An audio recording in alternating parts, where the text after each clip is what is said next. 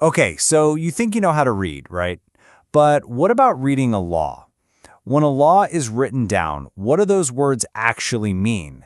Now, that sounds like a super simple question, but believe me, it's one of the most complex and fascinating puzzles in the entire legal system.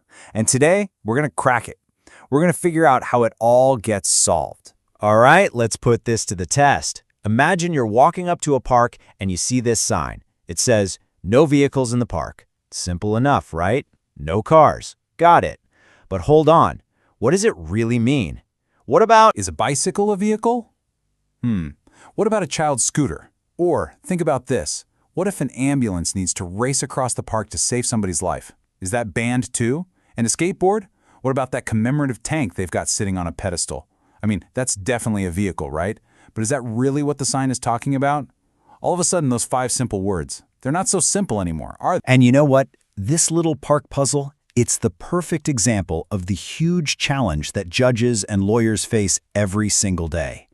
Words can be so tricky, and when those words are actually the law, well, things get even more complicated. An act of parliament might seem straightforward, but its meaning can be surprisingly ambiguous, kind of vague, and totally open to all sorts of debate. Yeah, and this is definitely not a new problem. Legal scholars James Holland and Julian Webb put it perfectly. They said, words are an imperfect means of communication.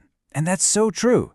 Think about it. The people writing a law can't possibly predict every single thing that's going to happen in the future.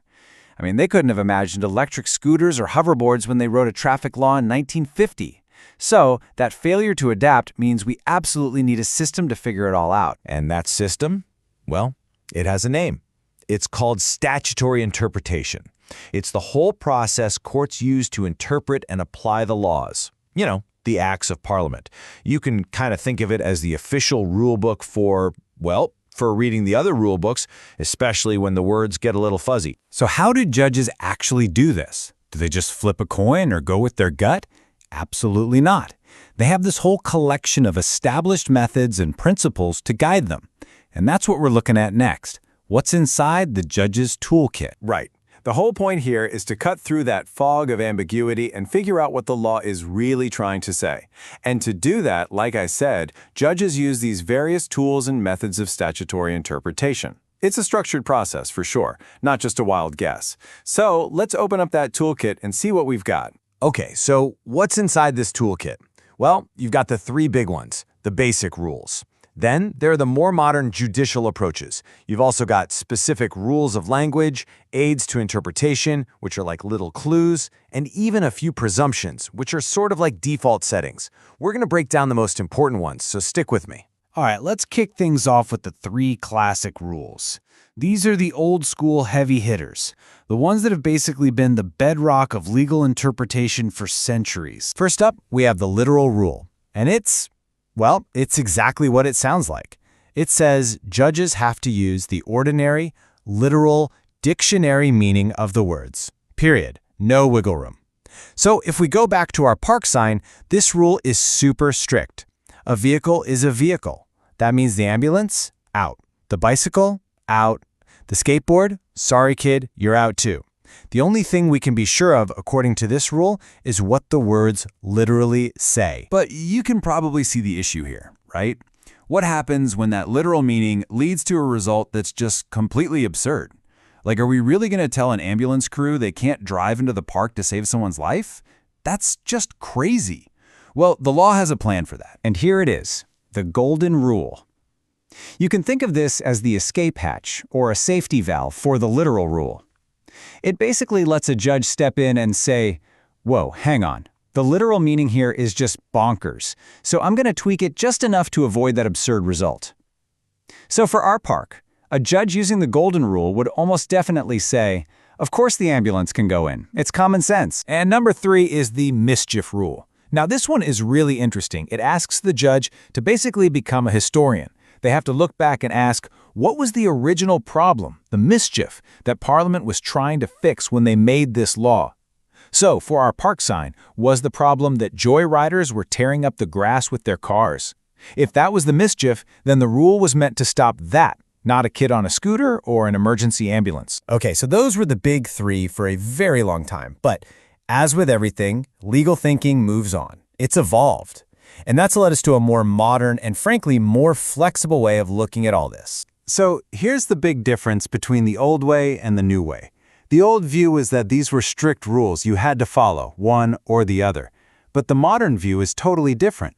Now, they're seen as flexible approaches that a judge can actually blend together to find the best possible answer. It's less about picking one rule and more about using a combination of methods. And this new way of thinking led to a really big change. The old Mischief Rule, it kind of got an upgrade. It was absorbed into something bigger called the Purposive approach. Here's the difference. The Mischief Rule is backward-looking. It asks, what was the specific problem the old law didn't fix? But the Purposive approach is forward-looking. It asks a much broader question. What is the general social purpose of this act today? It's all about making the law work for the world we live in now. And make no mistake, this purposive approach is now basically king. As the famous legal scholar Glanville Williams put it, it has supplanted both the literal and mischief rules. It's now the main way courts try to figure out what Parliament's will really was. It's about getting to the spirit of the law, not just being stuck on the literal words. But wait, there's more in the toolkit. Judges don't just use these big picture approaches. They also go hunting for clues, both inside and outside the law itself.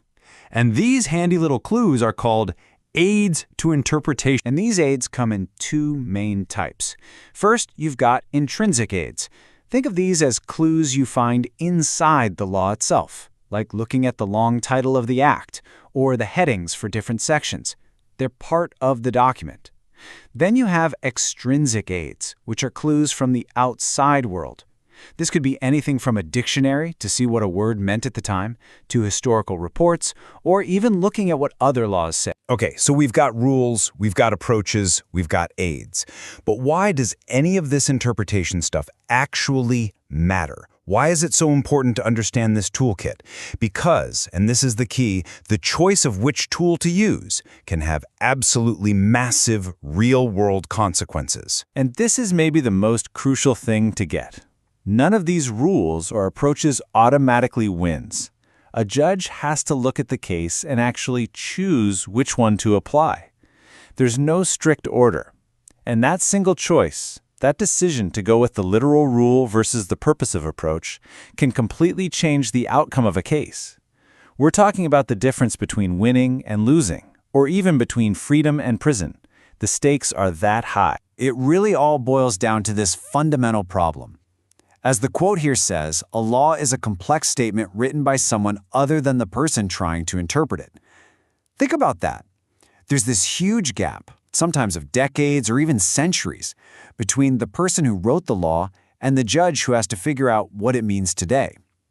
And statutory interpretation, that's the bridge across that gap. Which leaves us with one last huge and fascinating question.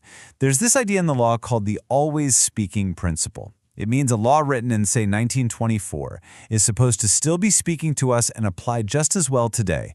So if that's true, who should get to decide what those old words mean in a world their authors never, ever imagined?